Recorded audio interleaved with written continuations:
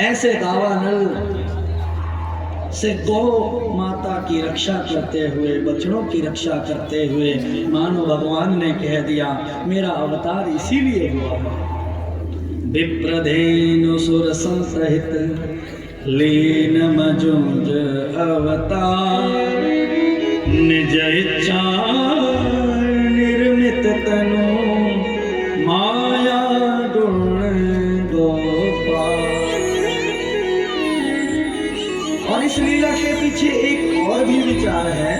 सदगुरुदेव भगवान कहते हैं कि कन्हैया जब से राधा रानी को देखे तब से उनसे मिलने का बहाना बना रहे हैं। आज बहाना बना, नंद बाबा से कहे रोज गैया चराने के लिए मैं वन में जाता हूँ, पर इस बार वन में आग लग गई, हरी घास जल गई। अब गैया मैया हरी घास खाएगी नहीं तो बहुत कमी महाराज गोधन में आएगी। दूध, दही, मक्खन, छाछ, घी, इन सब में कमी आएगी। इसीलिए गैया मैया की सेवा अच्छी होनी चाहिए। इनकी सेवा से ही समस्त ब्रह्मांड के देवता प्रसन्न होते हैं बाबा। इसीलिए अब हमें यहाँ से पलायन करना चाहिए। और बाबा इसके पीछे एक बात और भी है। इस नंदगांव का पता सबको लग चुका है। राक्षस रोज यहाँ आते हैं, उपद्रव मचाते हैं। जब हम ग्वाले हैं तो ग्वालों की ही तरह अब जीवन जिएंगे। हम यहाँ से जमुना पार प्रवेश करेंगे तब हमें राक्षस ढूंढ ना पाएंगे। क्यों? क्योंकि आज गैया यहाँ से वहां पहुंचेगी, वहां विश्राम करेगी, हम वहीं डेरा डालेंगे। कल वहां से आगे जाएगी, जहां पहुंचेगी वहीं विश्राम करेंगी, तो हम भी वहीं डेरा डालेंगे। ऐसा करते करते जहां गैया रात्रि में विश्राम करेगी, हम भी वहीं जाकर के अपना डेरा डालेंगे।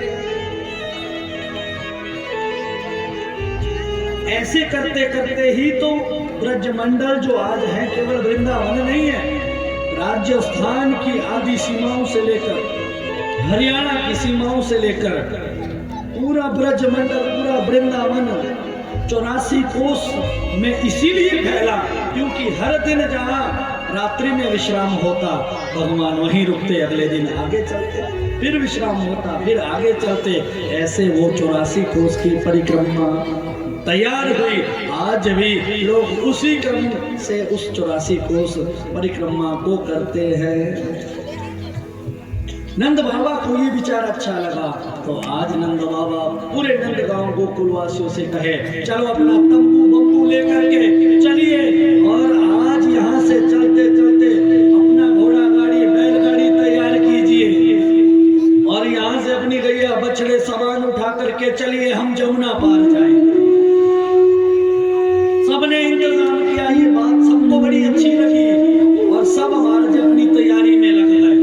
अब तैयारियां तो करनी थी पर जब सबके सबको जाना है तो सबको महाराज व्यवस्था नहीं आती थी क्योंकि महाराज सबको घोड़ा गाड़ी बैलगाड़ी बनानी भी पड़ेगी और चलानी भी पड़ेगी।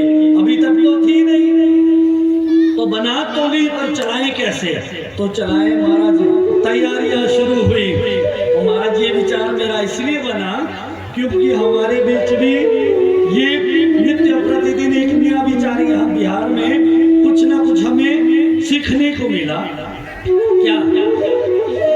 कि जिन्हें साइकिल चलानी नहीं आती थी उन्होंने साइकिल चलाना सीख लिया।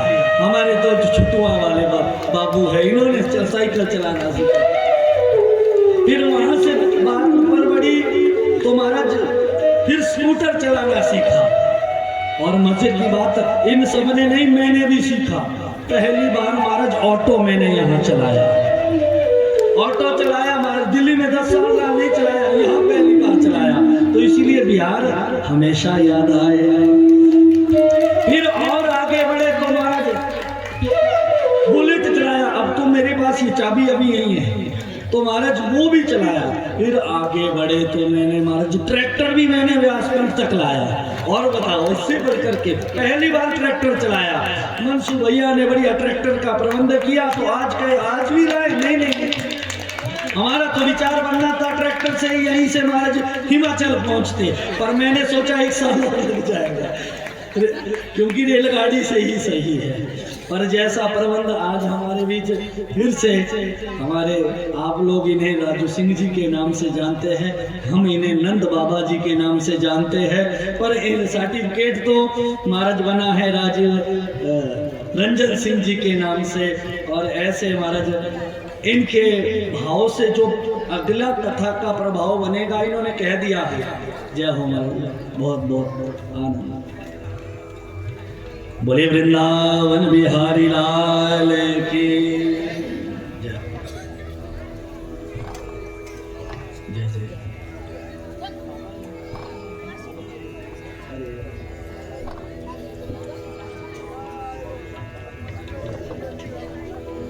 बोले वृंदावन बिहारी लाल की। ये भाव मुझे इसलिए याद आया, आज इन्होंने इतनी अच्छी व्यवस्था बनाई है कि इस व्यासपीठ की गरिमा बनी रहे, सत्संग की गरिमा बनी रहे। अच्छे से अगली बार से व्यवस्था बनेगी जिसमें महाराज पंचायत के 5 लोग मुख्य रूप से कमेटी के चुने जाएंगे, सत्संग कमेटी और कुछ नहीं। और उसमें 5 लोगों में हमारे डॉक्टर साहब जी, संजय जी, कुंदन जी तो रहेंगे ही, 2 व्यक्ति और आप अपने साथ चुन लें तो वो मिलकर के ये बताएंगे, क्योंकि ये उस कमेटी में कहीं आ नहीं पाएंगे, पर जिन जिन से कहेंगे वो लोग उसमें खूब सेवा करेंगे और एकदम चकाचक प्रोग्राम होगा। 7 दिन यहाँ कोई अनाउंसमेंट नहीं करेगा कि आप दान दो, वो 1 महीने पहले ही सब व्यवस्था बन जाएगी, तो अपने आप सत्संग की दिव्यता होगी। ये सत्संग में आगे नहीं आना चाहते हैं, मैं अपना नाम प्रचार नहीं करना चाहते हैं, पर फिर भी सेवा में संपूर्ण है और विचार अकेले भी सत्संग करेंगे और करवाएंगे और करते भी आए हैं। पर इन्होंने कहा कुंदन ही प्रतिनिधि रूप में पूजा करेगा, क्योंकि हर समाज का उत्थान हो, इसीलिए कुंदन ने संकल्प किया है अपने समाज सहित सबका उत्थान करने का। तो यही आगे रहेगा पूजा पाठ जैसे सब लोग कर पाते हैं, हम केवल सहयोग के लिए आगे रहेंगे, बाकी कुंदन ही आगे रहेगा, ऐसा इनका संकल्प रहा। और विचार इन्होंने इतना अच्छा दिया, ये तो महाराज जी दक्षिणा लेके आए हैं कि जो कुंदन ने दक्षिणा देनी है, इन्होंने तो कहा था ये दक्षिणा महाराज हम आपको भेंट करते हैं। मैंने कहा आपने जो दी है वो भी कुंदन की ही तरफ से, मैं चाहूँगा कि कुंदन पर और इस सत्संग पर भार ना हो, तो महाराज उसी दक्षिणा में, नहीं तो मैं कहता ये तो अकेले की दक्षिणा है, हम अलग रखें।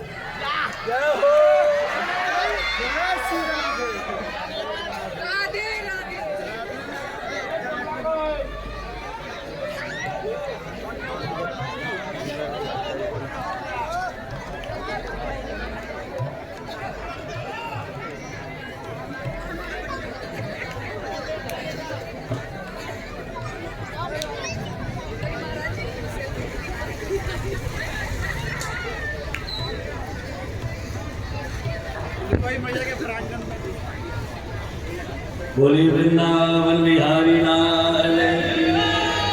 बहुत सुंदर मौका बनाते हैं, क्योंकि कन्हैया आते ही रात में है, और इतना सुंदर आजकल तो मैनेजमेंट करके महाराज किया जाता है कि लाइट ऑफ हो जाए, आज भगवान ने अपने आप करवा दी और सुंदर माहौल बन गया। तो महाराज इन्होंने सेवा दी, तो मैं यही कह रहा था, तो मैंने कहा ये सेवा भी हम कुंदन की तरफ से लेते हैं, और उस सेवा में इन्होंने 21,000 दक्षिणा ब्राह्मणों के लिए हमें भेंट की है। तो महाराज इनका अभिवादन करते हुए हम इनको इस व्यासपीठ से भगवान से ऐसी ही सेवा में सबके उत्थान के लिए सत्संग में आप ऐसा ही सहयोग देते रहे, यही कामना करता हुआ आइए बोली वृंदावन बिहारी लाल की।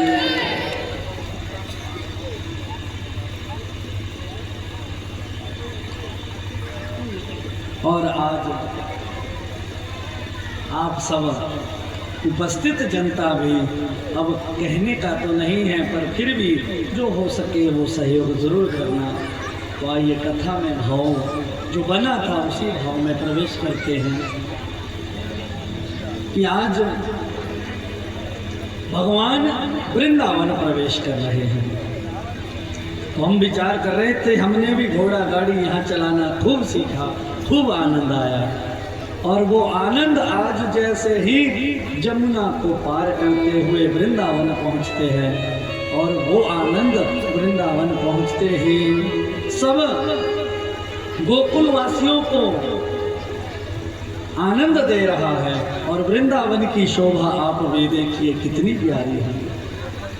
वृंदावन सोवन नहीं, नंद ग्राम सो ग्राम, तुलसी सम कोई बट नहीं, कृष्ण सम न कोई नाम।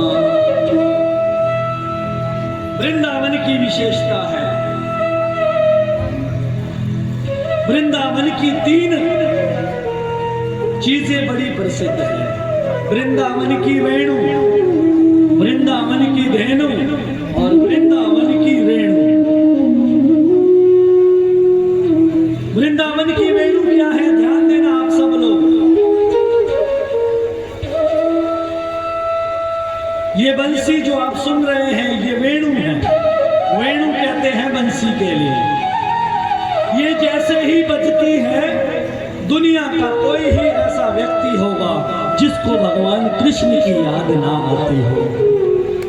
बंसी के बजते ही भगवान की याद आती है, ये वंशी में सबसे बड़ा गुण है।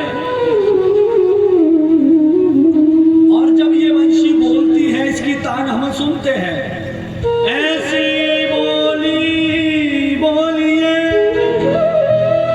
मन का खोए, और न को शीतल करे, आप हो शीतल हो।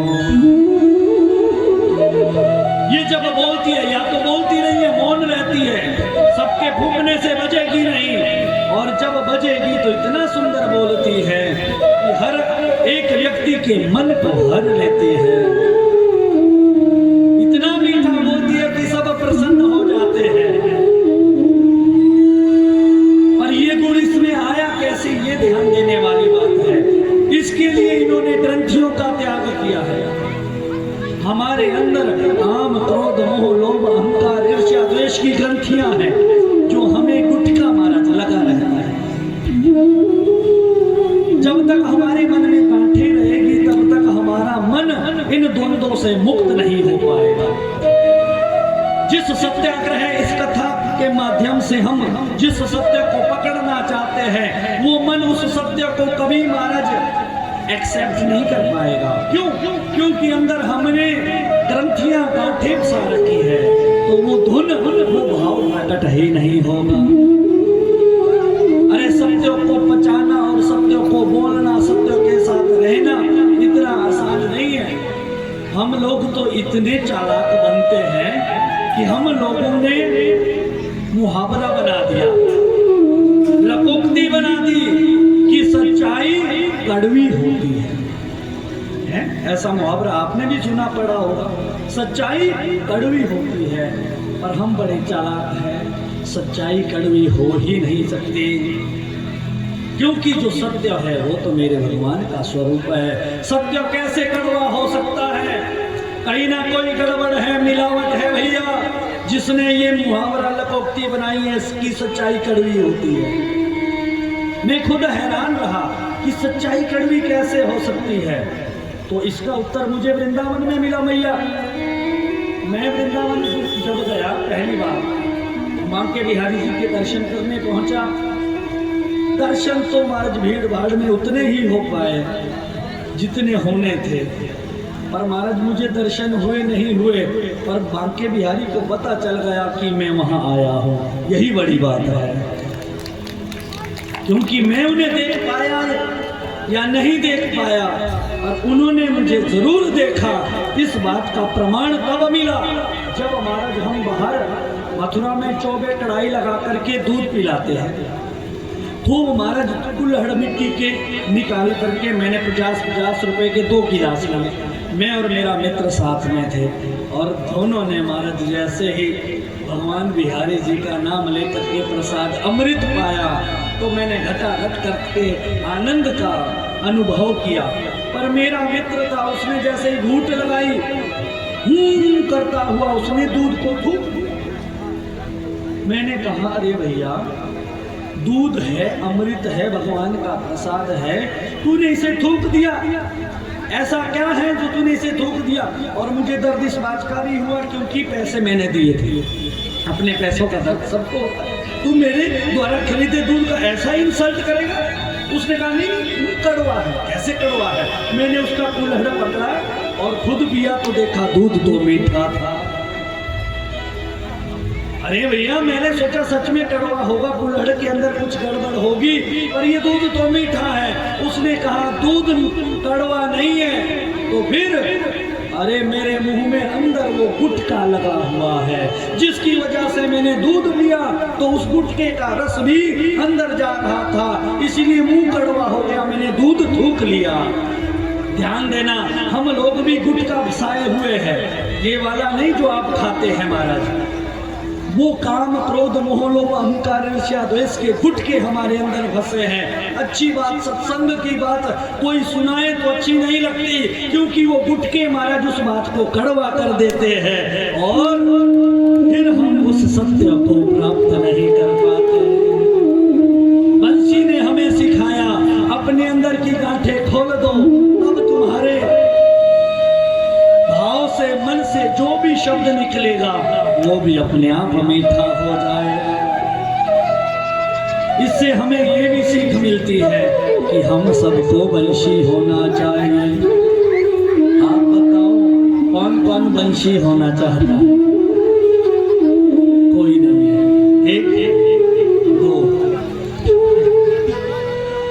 2000 लोगों में 2 लोग वंशी होना चाहते हैं।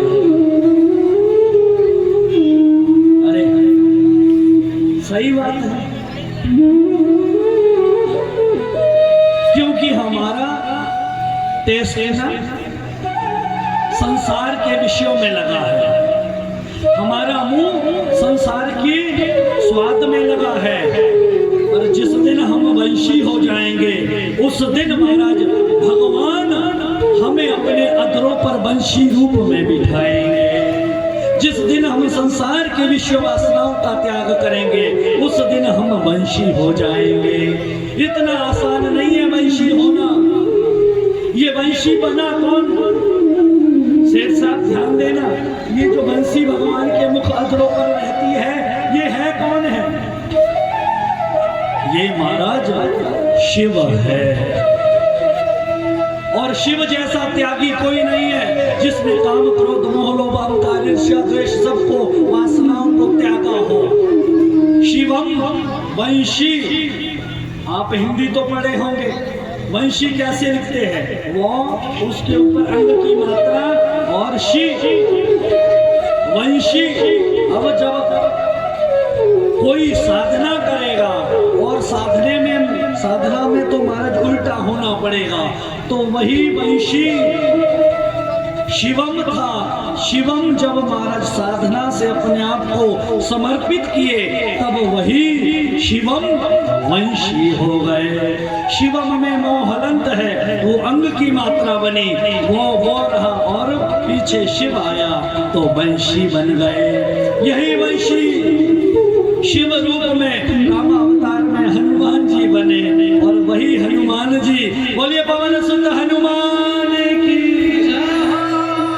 और वही हनुमान जी द्वापर में वंशी बने हैं और वंशी आज अधरों में बिठा करके भगवान इसी धान सबको तान सबको सुना रहे हैं। बोले वृंदावन बिहारी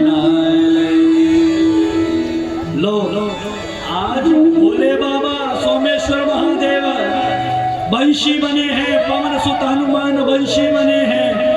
क्यों?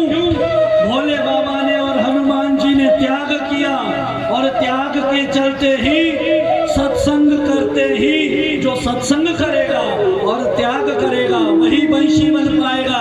तो बताओ अरे राज वालों, इस बंदबलिया और बरई टोला वालों, तुम सत्संग और त्याग कर सकते हो कि नहीं? ऐसे हाथ उठा करके कोई वंशी नहीं बन सकता।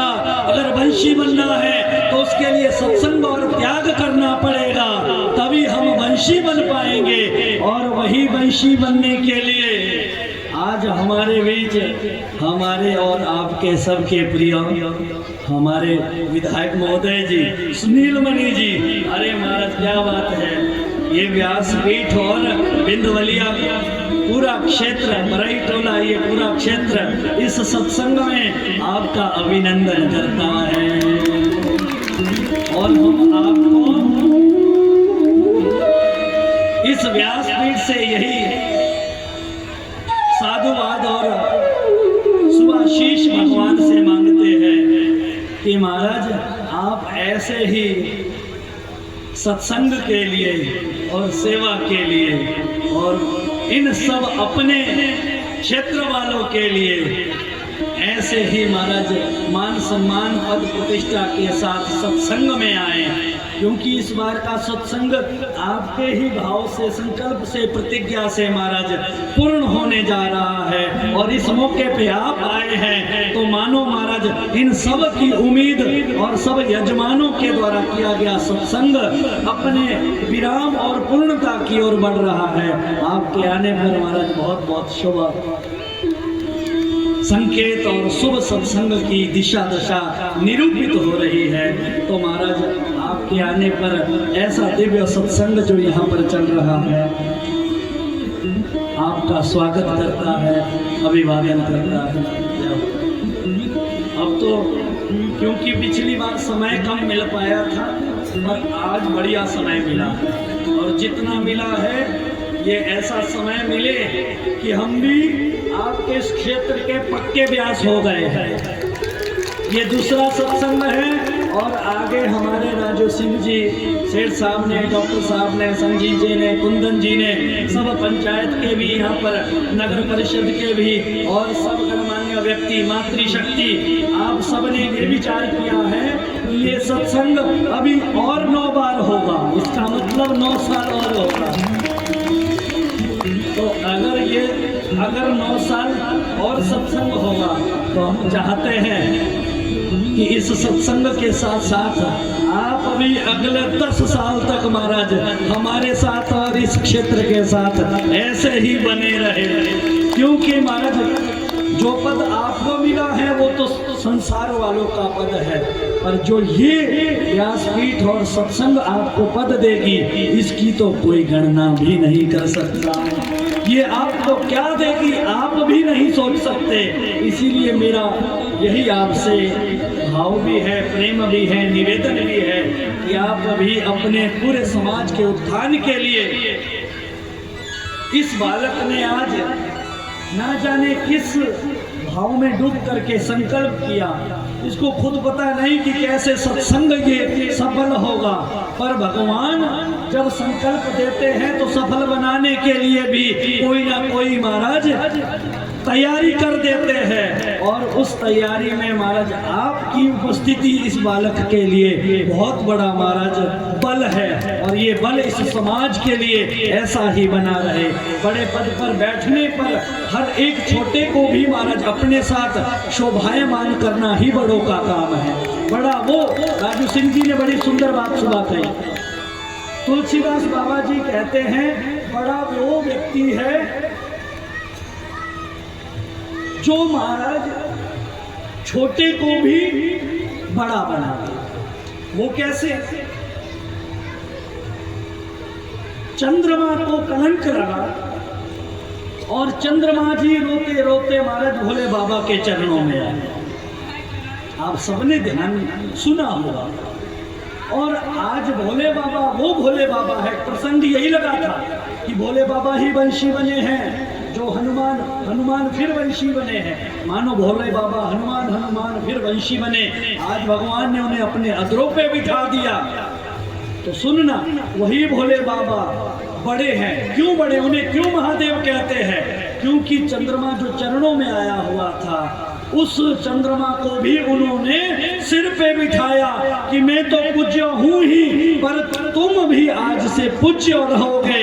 यही बड़ों का काम है। आज आपके द्वारा समाज के हर व्यक्ति का उत्थान हो, इसीलिए आप बड़े तब होंगे जब समाज का हर व्यक्ति इस सत्संग के रूप में पूज्य होगा। बोले वृंदावन बिहारी लाल। और भगवान जैसे बंशी को बिठा करके रोज तान सुनाते हैं, उस बंशी को अपने अधरों पे बिठाते हैं, ऐसे ही ये क्षेत्र भी आपको अपने सिर माथे पर बिठा के रखेगा। यही महाराज इस सत्संग का सबसे बड़ा आनंद है। आइए, वृंदावन की वेणु के बारे में आपने जाना, वृंदावन की धेनु गौ माता के बारे में आपने सुना, वृंदावन की रेणु भगवान जिस पर नंगे पांव चले हो उस माटी की क्या दिव्यता है। ये वृंदावन ही नहीं, पूरे भारतवर्ष की दिव्यता है, जिस भारतवर्ष में देवता भी आने को तरसते हैं। सुनील मणि जी, आप सत्संगी हो, धार्मिक विचारों वाले हो, साथ में हमारे नीरज जी, बहुत अच्छा लगा। एक विचार कीजिएगा कि भारतवर्ष का हर सनातनी व्यक्ति देवताओं की पूजा करता है, और मैं आपसे कहता हूँ वही देवता भारतवर्ष के सनातन धर्म में रहने वाले हर एक व्यक्ति की पूजा करता है। जिन देवताओं की हम पूजा करते वो देवता हमारी पूजा करते। क्यों? क्योंकि हम सत्संग करते हैं। सत्संग देवताओं के पास नहीं है, वैकुंठ वालों के पास नहीं है, ब्रह्मलोक शिवलोक वालों के पास नहीं है। सत्संग कहीं है तो केवल भारतवर्ष में और सनातन धर्म में। गायन्ति देवा किल गीतकानि धान्यास्तुते भारत भूमि भागे स्वर्गापवर्गास्पद भारेतु भवन्ति भूय पुरुषासुरत्वा।